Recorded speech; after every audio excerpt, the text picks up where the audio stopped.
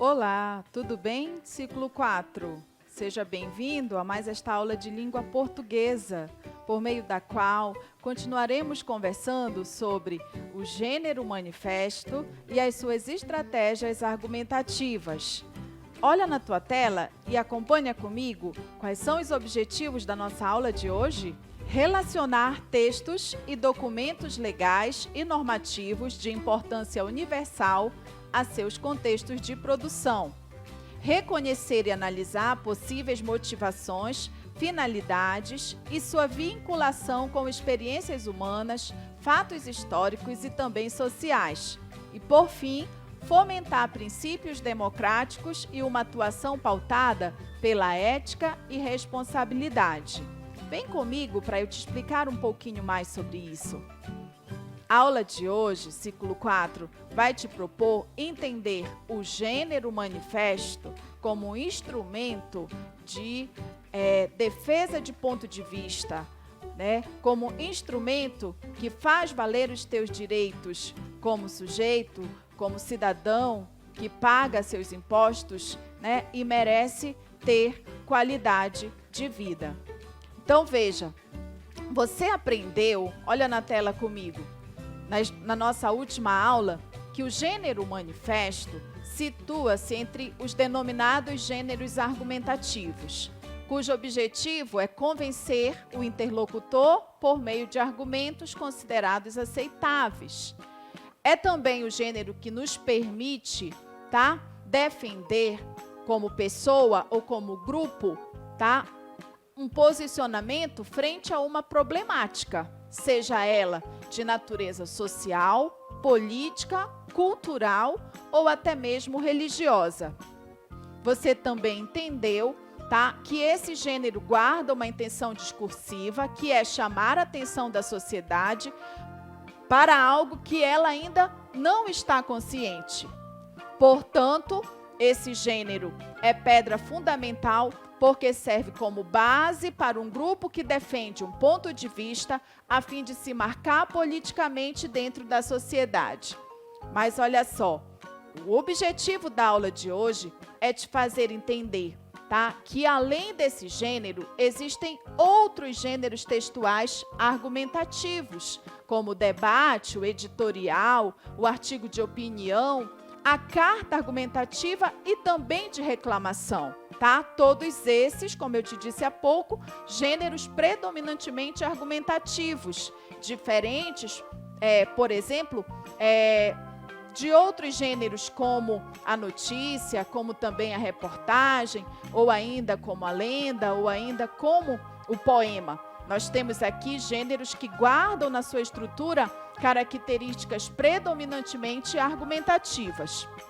Nesse sentido, eu quero te falar na aula de hoje, vem aqui comigo para tu entenderes, que um outro gênero textual que tu também pode usar na hora em que tu precisas te manifestar para a sociedade, apresentando a ela o teu ponto de vista, a tua opinião, a tese que tu defendes acerca de uma determinada situação, tá? É a carta aberta. Então, veja, além do manifesto, a língua vai te dar esse gênero textual, aqui ela chama de carta aberta, que também te possibilita, tá, cumprir com o teu papel social, tá, que é defender uma opinião por meio de argumentos embasados, a fim de promover alguma transformação na tua comunidade, no teu bairro ou até mesmo na tua cidade. Olha na tua tela mais uma vez para que tu compreendas isso melhor. Veja bem, existem algumas semelhanças entre o gênero manifesto e o gênero carta aberta. Quais são elas? Os dois buscam informar, instruir, alertar, protestar, reivindicar ou argumentar sobre determinado assunto.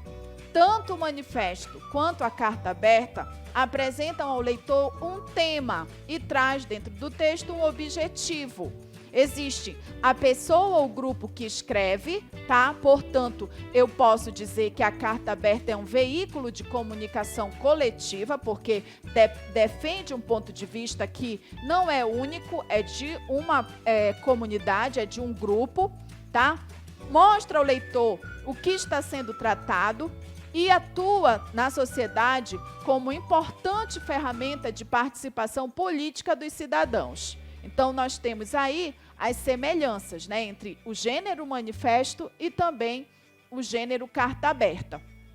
Mas, como eu te disse, né, da mesma forma que existem semelhanças, existem diferenças. Quais são elas? Por exemplo, a carta aberta, ela vai apresentar, né, na verdade, o manifesto vai apresentar um caráter organizado de grupo. E quando eu digo organizado, eu me refiro àquilo que foi previamente planejado e que há um tempo já existe e se solidificou dentro da sociedade. O manifesto, portanto, ciclo 4, tem um valor documental. Vem aqui para te explicar um pouco melhor sobre isso. Veja bem, quando você escreve um manifesto, você escreve a partir de uma experiência social que foi construída, tá, por um grupo de pessoas que partilham da mesma ideia, que comungam da mesma ideologia e que já existe socialmente há algum tempo, tá? Então, o manifesto, ele é fruto de um trabalho planejado, ou seja, você vai ver daqui a pouco que esse gênero, ele se constrói, ele é gestado por um grupo de pessoas que já se organizou socialmente há algum tempo, tá? O que não vai ocorrer, por exemplo, com a carta aberta. Veja comigo mais uma vez na tela que, além de ter valor documental, tá, o manifesto é um texto maior que a carta, tá? Ele é um texto, gente, ideologicamente embasado, porque existe por detrás dele um grupo mais sólido e organizado.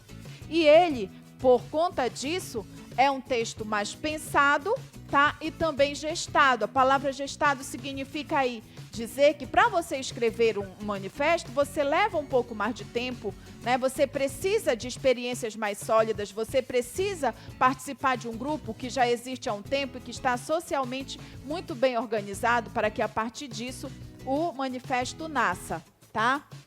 O que não acontece, por exemplo, com o gênero carta aberta. Olha na tela e acompanha comigo um trechinho de uma carta aberta que foi escrita, gente, no Dia Nacional de Luta da Pessoa com Deficiência, tá? No dia 21 de setembro do ano de 2007. Veja o que diz esse primeiro momento da carta aberta, tá? Neste 21 de setembro, Dia Nacional de Luta da Pessoa com Deficiência, o Conselho Municipal, Estadual e a Coordenadoria Estadual de Defesa dos Direitos da Pessoa com Deficiência vem relembrar os deveres elencados na Constituição Federal e na vasta legislação existente no âmbito federal, estadual e municipal para a proteção da dignidade da pessoa humana e, sobretudo, das pessoas com deficiência. Mesmo após o nosso movimento de luta ter conquistado ao longo das últimas 2 décadas extensa e avançada legislação protetora dos direitos das pessoas com deficiência, contudo, ainda persiste na realidade brasileira a situação de grande injustiça pelo descumprimento e violação desses direitos, que atingem mais brutalmente os mais pobres e indefesos, os quais justamente deveriam merecer a atenção prioritária dos serviços públicos. Ao reconhecer essa situação de grande adversidade para com este segmento populacional, ou seja, das pessoas com deficiência física, apelamos ao senso de justiça e responsabilidade da sociedade e, em especial, das autoridades, como gestores de políticas públicas, para a criação e implementação das condições objetivas de enfrentamento dessa situação de exclusão inaceitável de milhões de brasileiros e milhares de sergipanos, tá, com deficiência. Então, veja, quando você lê um trecho como esse, você pode observar que dentro dele existe, né, o posicionamento de um grupo acerca de um problema social, tá, que é a falta de acesso por parte daqueles, né, que têm dificuldade, né, para se locomover, ou seja, os deficientes, os cadeirantes em especial. E aí você vê que, primeiro, eles falam a respeito dos pequenos avanços, né, que ocorreram, para que depois eles digam né, para as autoridades competentes que esses avanços, diante das muitas dificuldades que eles ainda enfrentam até hoje, são poucos. É preciso que essas autoridades se unam e façam com que a realidade deles, a vida deles, seja melhor. Então, primeiro importante que pessoas se unam, né, para defender um ponto de vista que é comum, que eles se apoiem em argumentos, né, de autoridade, argumentos baseados em dados verdadeiros, né? Primeira questão importante. E que depois, ele apresente uma proposta. Tá, os avanços vieram, mas não está bom.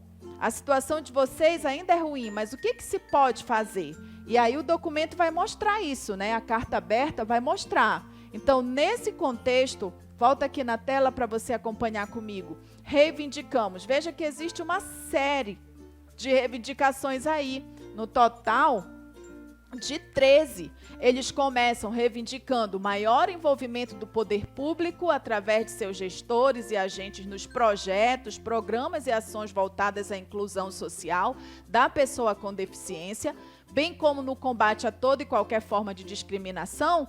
Depois eles falam do incentivo, apoio à formação e atuação de entidades públicas, garantia e fiscalização quanto ao direito constitucional da pessoa com deficiência, maior investimento na educação e na capacitação das pessoas com deficiência, maior engajamento dos órgãos públicos na luta pela acessibilidade, elaboração de projetos educacionais adequados ao acesso da pessoa com deficiência, maior adequação ainda nas vias públicas às necessidades das pessoas.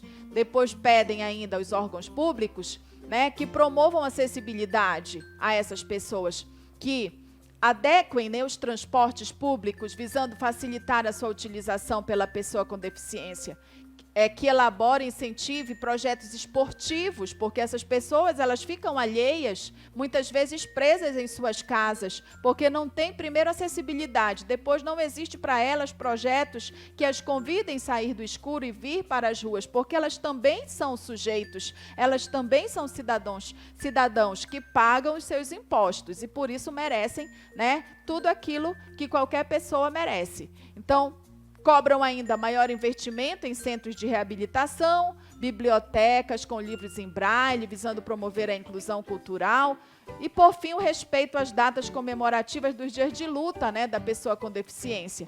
Então, veja que existem aí, gente, não só um ponto de vista acerca do problema social, que é a falta de inclusão, existem também, além dos argumentos, uma proposta para que o problema possa ser o quê?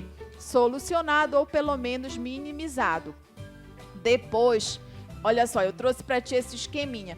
Por que carta aberta? O adjetivo aberta aí, gente, tem caráter público, expressa a ideia de caráter público, porque você se posiciona publicamente, se posiciona para questionar a respeito de um problema, para solicitar uma solução para ele.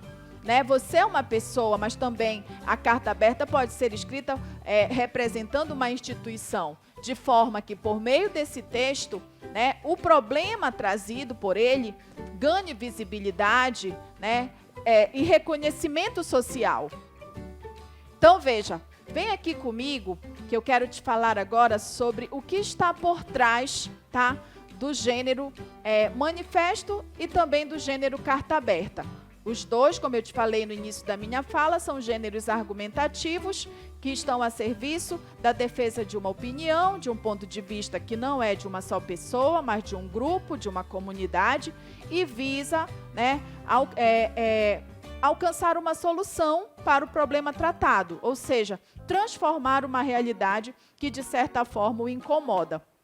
Mas existem situações, né, que se escondem, existem motivos pelos quais você escreve um manifesto, uma carta aberta. E é sobre eles que eu quero te falar nesse momento. Olha na tela comigo, veja bem. Situações motivadoras, ou seja, temáticas sociais que se escondem dentro desses gêneros. Além da inclusão, tá? Como nessa carta aberta que eu te mostrei há pouco, é possível que você também trate, por meio de uma carta aberta, tá, de problemas sociais como a infraestrutura escolar, a falta de infraestrutura escolar, a questão do meio ambiente, do respeito à diversidade ou ainda do direito ao livro. Então, olha só, vem aqui comigo para que eu te localize de forma mais concreta e real dentro desse contexto. Veja bem, hoje você está no 8º e no 9º ano, tá? Você vive dentro de uma escola que não te oferece a estrutura adequada para o teu ensino-aprendizado. Então, como sujeito que conhece, tá, os gêneros argumentativos e que, de certa forma, tem domínio sobre eles, você pode e você deve produzir uma carta aberta para as autoridades competentes, pedindo a elas, né, melhorias para o lugar onde você estuda, de forma que você possa ter acesso ao conhecimento com tranquilidade, com segurança, que você tenha, né, garantido os direitos que a Constituição prevê. Então, veja, além da temática, é importante você entender, tá, que toda vez que você se propõe a escrever uma carta aberta, você vive uma situação real que te motiva a fazer isso. Eu vou trazer para ti agora um vídeo que alude muito bem, tá, uma situação real que pode servir como motivo, tá, para que você escreva o seu manifesto ou a sua carta aberta. Agora vamos falar de uma escola onde a falta de acessibilidade prejudica a inclusão dos alunos cadeirantes. O Faça Parte foi procurado pelas famílias e esteve lá nessa instituição em Contagem, na região metropolitana, para saber o que anda acontecendo. Como é que uma criança com cadeira de rodas pode descer num local desse daí, não é? Que jeito? Bom, quem vai falar pra gente é o Thiago Elton. Pode chegar, Thiago, faça parte você também.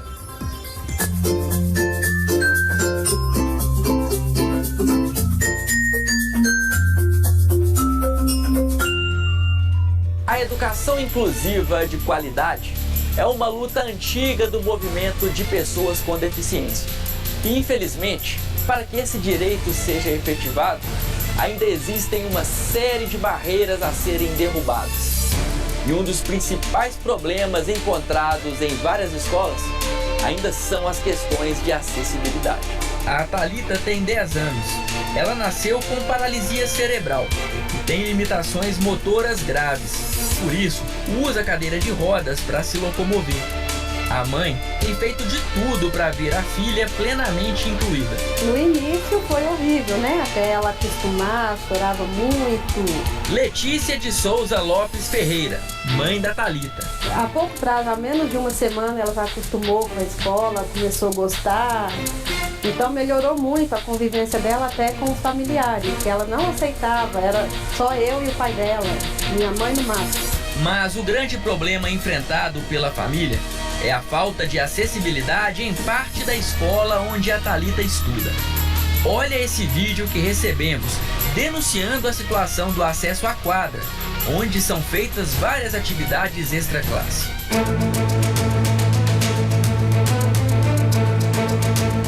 Já estão prontos a bater a bolinha ali, né? Mas pra mim aqui é o fim da linha, aqui, ó. Pode descer a escada aí que eu vou esperar e vou assistir daqui de cima. Não tem jeito? Esta escadaria é o único acesso à quadra. Por causa dessa barreira, que já deveria ter sido eliminada, a Thalita e outros cadeirantes são excluídos das aulas de educação física e de outras atividades realizadas nesse espaço. Fica assistindo os coleguinhas fazer educação física. Ou fica assistindo ou numa sala abafada que a cuidadora entra com ela e fica lá até acabar a educação física. O pai da Thalita está indignado com essa situação. É muito sofrimento para um pai e para uma mãe, entendeu? Saber que todas as crianças estão lá na quadra, participando dos eventos e tudo, e as cadeirantes estão lá isoladas. Esse é o Agnaldo Rodrigues Lopes Ferreira, pai da Thalita. A Vanderlane é a mãe de uma garotinha com deficiência que usa cadeira de rodas. E ela já está cansada de ver a inclusão acontecer pela metade. Festividade, educação física, dia das crianças, festa junina, tudo isso. As meninas não participam. A Vanderlane dos Santos é mãe de outra aluna com deficiência. Se tem algum passeio, se tem alguma coisa para as meninas, fica aquela briga aqui. Quem é que vai levar, quem é que não vai levar? Ah, não vou levar, eu não posso pegar, eu não posso fazer isso, não posso fazer aquilo. Para que qualquer instituição de ensino seja considerada inclusiva de verdade, O direito à acessibilidade tem que acontecer de forma plena. E acontece, só não acontece no espaço da quadra, mas no espaço da escola acontece. Célia da Rocha Caetano, diretora da escola. Tanto que os eventos também que a escola faz, eles acontecem em todos os espaços da escola.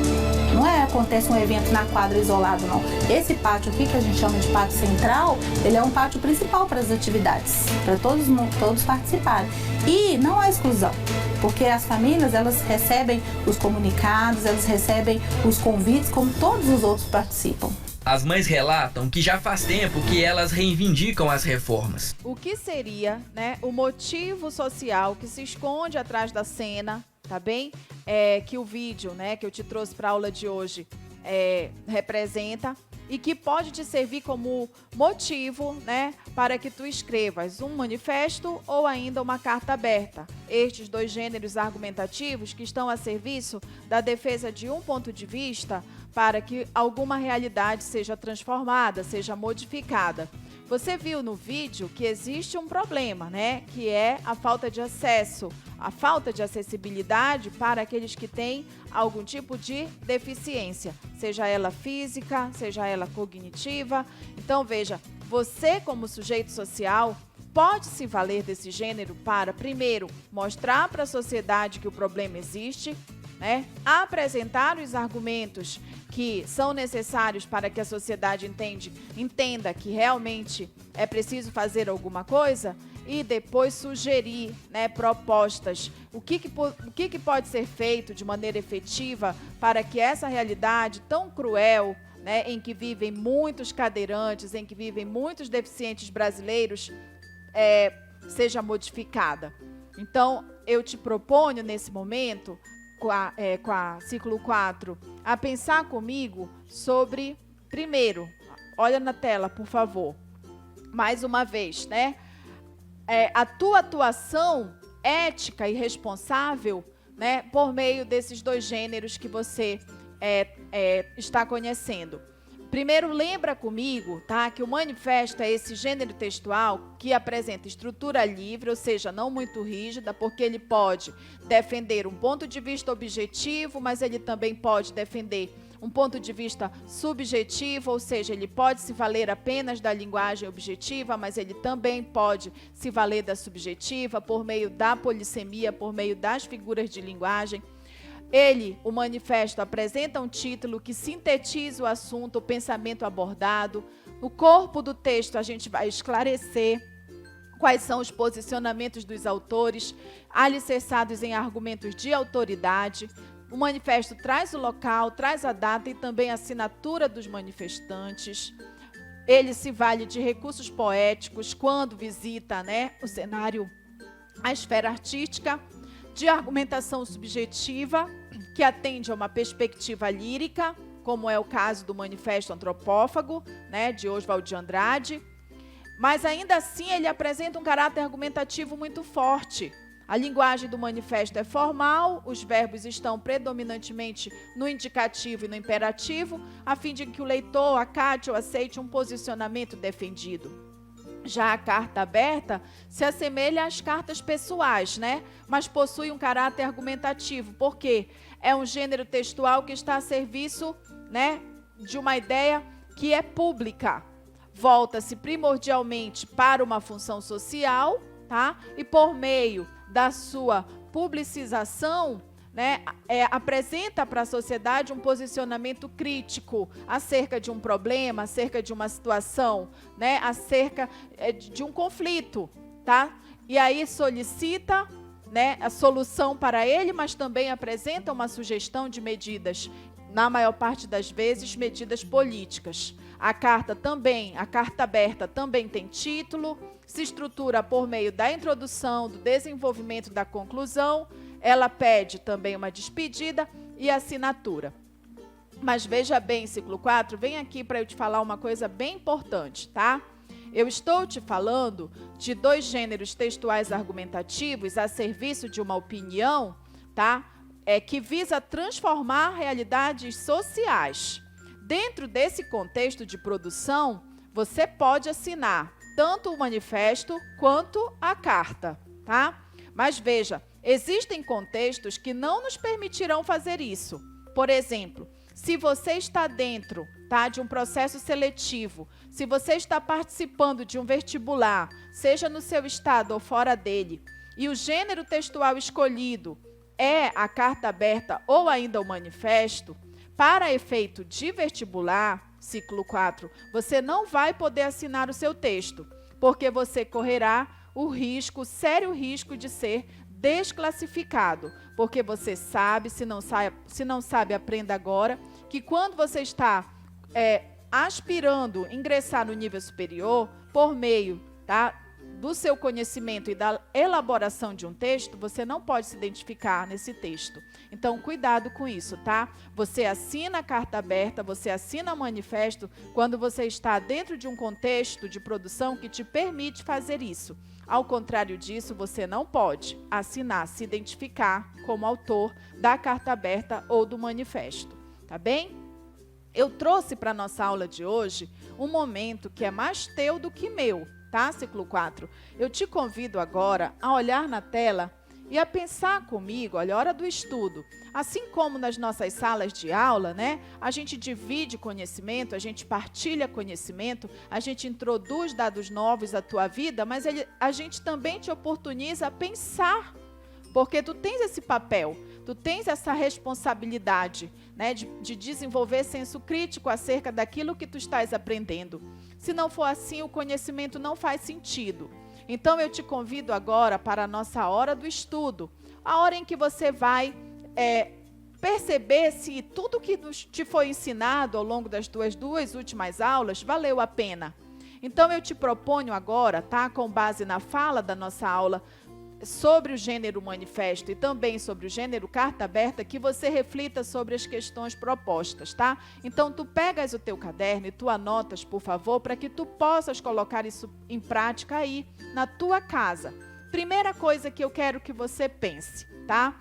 Qual é o objetivo do texto apresentado? Eu estou me referindo agora, ciclo 4, a esse texto, tá?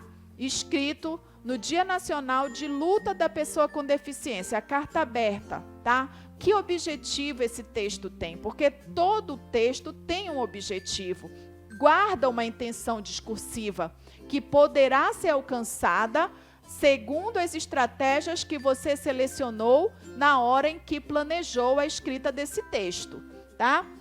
Eu me refiro a esse texto, a carta aberta, escrita no Dia Nacional de Luta da Pessoa com Deficiência. Você encontra esse texto com muita facilidade na internet, tá bem? O texto integral. Depois, eu quero ainda que você pense comigo a respeito desta segunda pergunta. O que tornou necessária a produção desse texto? Veja que eu te trouxe, né, o motivo social pelo qual uma carta como essa foi escrita. Eu te apresentei um vídeo e esse vídeo deixa claro, né, o motivo que tornou necessária a produção do texto. Quais argumentos, ciclo 4, foram apresentados pelos autores? Veja que na minha fala eu te disse, eles citam os poucos avanços que ocorreram, mas logo depois dizem às autoridades competentes que os problemas são muitos e continuam, né? Continuam existindo, que algo precisa ser feito para que eles tenham direito à dignidade, tenham respeito e dignidade. Depois que você colocar para mim no seu caderno os argumentos apresentados, né, pelos autores dessa carta aberta, eu quero que você me diga o que buscam os autores desse texto. Qual a intenção discursiva, tá, se esconde dentro desse texto? Que objetivo eles pretendem alcançar por meio desse texto que produziram na defesa de um ponto de vista que tem como função social resolver um problema, tá? E uma outra, né, um outro desafio que eu gostaria de te lançar, olha aqui para mim, por favor. É que você, tá, aluno, dono do conhecimento, tá, sujeito ativo, participativo, se convide, tá, a fazer uso desse gênero, o manifesto e a carta aberta em situações reais da tua vida. Eu estou te lançando o desafio. Eu não sei quais são as circunstâncias que tu vives hoje, mas se porventura, tá? Tu esbarrares em uma situação que te permita escrever um manifesto, escrever uma carta aberta, de forma que o teu pensamento, a tua opinião e a opinião de todas as outras pessoas que comungam contigo, tá? Dessa ideia, alcance a sociedade e se apresente a ela, escreva. Você já sabe o que é um manifesto. Você sabe a sua estrutura composicional. Você sabe da sua função social. Então, escreva. Eu espero que todos tenham gostado da nossa aula de hoje e até o nosso próximo encontro.